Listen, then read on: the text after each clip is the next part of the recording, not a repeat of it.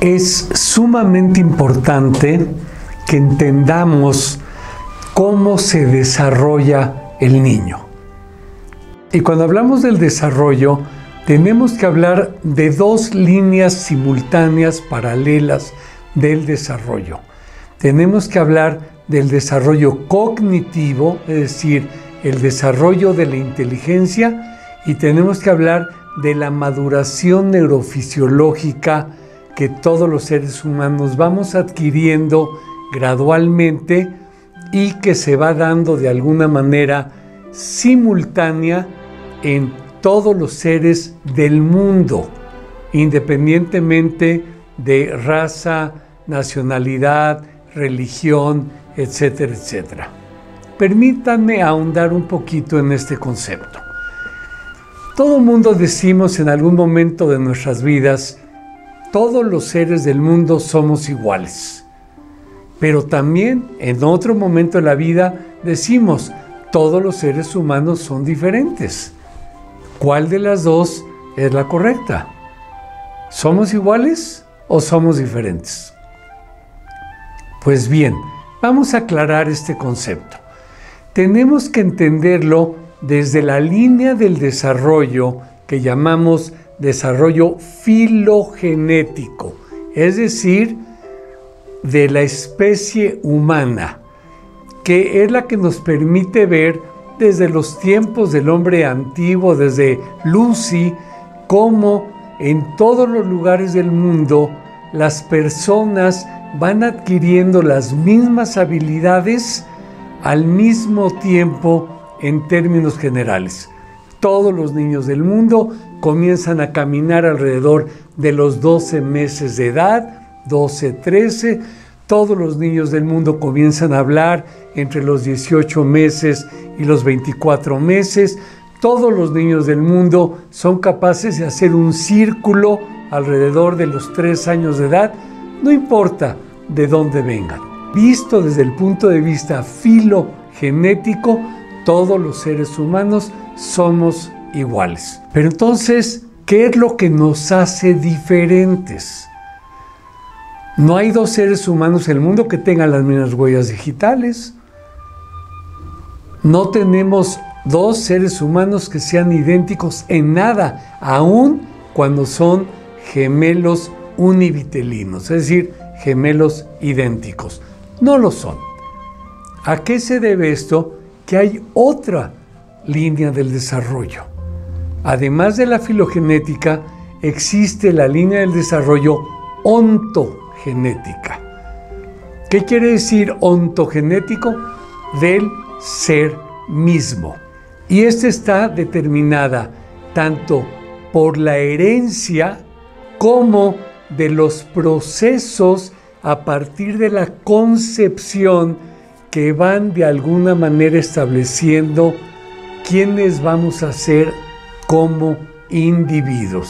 Más allá de que si todos caminamos a los 12 meses o no, y recordemos que hay quien no lo va a lograr, y ahorita hablaremos de esta población que no alcanza sus periodos críticos del desarrollo al mismo tiempo que los alcanza la gran mayoría de la gente. Aún en estos casos, los que sí los alcanzamos, tenemos ciertas particularidades. ¿Y qué sucede a partir de esto? Que hay quien es más hábil para la música, hay quien es más hábil para el deporte, hay quien es más hábil para el estudio, hay quien es más hábil para muchísimas otras cosas. Es decir, en la parte ontogenética del desarrollo está establecido quién va a ser cada uno de nosotros que nos hace diferente. Entonces esa pregunta que parecía una dicotomía, no lo es simplemente el tener que entender el desarrollo en su magnitud, en su máxima expresión. Nuestro proyecto educativo va cuidando cada uno de estos elementos para que los niños vayan adquiriendo sus destrezas, sus habilidades, a través de las herramientas que mencioné anteriormente, al paso que ellos la puedan ir logrando, para que al final de cuentas, cuando estén ya en niveles más altos de su educación, cualquiera que ustedes quieran, puedan ir cubriendo las necesidades que demanda el mundo en el que estamos viviendo. Llega el niño a la escuela, llega el niño al preescolar, a su primer año de educación preescolar. Desde el punto de vista ontogenético, llegan una serie de niños que tienen específicamente habilidades y limitaciones propias a la naturaleza humana. ¿Qué quiero decir con ello? Que no existe el ser perfecto en el mundo. Pero también llega con una carga de los primeros 3 años de su vida que tiene que ver más con aspectos emocionales, con aspectos que se pudieran haber o no cubierto sus necesidades afectivas, sus necesidades de seguridad, su necesidad de bienestar, que desafortunadamente no se da en todos los casos. Y ese niño que llega con un bagaje genómico, que es la parte de su temperamento, que es la parte de su herencia, pero también llega con un cúmulo de experiencias que pueden ser muy positivas o que pueden no haber sido tan positivas. Pensemos por un momento en un bebé. Sabemos, por ejemplo, que el niño necesita del movimiento para lograr la máxima expresión de su proceso madurativo sensorio-motriz. Eso cuando sucede de 0 a 2 años de edad. Vamos a pensar que tenemos un niño que por alguna costumbre que ha existido y que tristemente todavía encontramos en algunos casos, las mamás piensan que al niño hay que tenerlo envuelto todo el tiempo para evitar ese movimiento, porque alguien le sugirió que esto era lo más adecuado. Ese niño no experimentaba el movimiento, o si lo experimentó de forma muy limitada. ¿Tendrá ese niño las mismas destrezas para que pueda alcanzar su potencial genómico? Definitivamente que no. Lo que nosotros queremos entonces es ver cómo vamos a llevar a ese niño a que alcance ese potencial genómico. Lo que en alguna época se llamaba el imprinting genético. Hay un imprinting, hay ya un determinante genético que hace que no todos los seres humanos alcancen ese potencial que tienen. Pues bien, una de las ideas para compartir estas pláticas con ustedes es irlos llevando gradualmente, poco a poco, por el conocimiento del desarrollo infantil normal, para que puedan ustedes identificar cuando llega su niño al salón de clase, al aula, dónde están los elementos que no se han podido desarrollar de forma adecuada. Y que ustedes, a través de la metodología que les brindamos nosotros, puedan exponenciar este potencial en el niño. Mencionaba yo que la mayoría de los niños van teniendo aún dentro de su desarrollo ontogenético la posibilidad de cubrir los periodos críticos. ¿De cuántos estamos hablando? Si lo queremos ver en porcentajes, diríamos que 80% de los niños entran precisamente en eso que llamaríamos la normalidad, entendiendo el concepto de normalidad desde el punto de vista estadístico, es decir, ahí se encuentra la mayoría de los seres humanos. ¿Qué pasa con este otro 20%? Este otro 20% se va a subdividir. Aproximadamente un 10% de este 20% van a nacer con algún tipo de inmadurez del sistema nervioso central. ¿Qué quiere decir eso? Que hay una serie de factores de riesgo que enfrentamos los seres humanos desde la concepción hasta el nacimiento. Factores de riesgo que pueden ser, por ejemplo, un parto muy prolongado, que puede ser un parto explosivo, que puede ser que haya habido una desnutrición intrauterina, que puede ser que haya habido una placenta previa, que puede ser que haya habido la necesidad de la utilización de fórceps en el nacimiento, una cesárea de emergencia, un sufrimiento fetal. ¡Qué horror! ¿Cuántas cosas existen que muchas veces no pensamos en ellas? Y sin embargo, el resultado de esto es que puede llegar a provocar una alteración, una desviación en el proceso filogenético del desarrollo. Es decir, que esos niños no van a alcanzar sus periodos críticos. Ahí, en esa inmadurez, entran, por ejemplo, los niños que no gatean, entran los niños que comienzan a hablar tardíamente, entran los niños que les cuesta trabajo el adquirir los procesos del aprendizaje. Y sin embargo, son niños totalmente normales en el resto de sus habilidades. El otro 10%, el restante, es donde estarían los niños que ya van a tener algún tipo de alteración, que no van a alcanzar esa normalidad. Pero concentrémonos por un momento en ese 10% de los niños con inmadurez.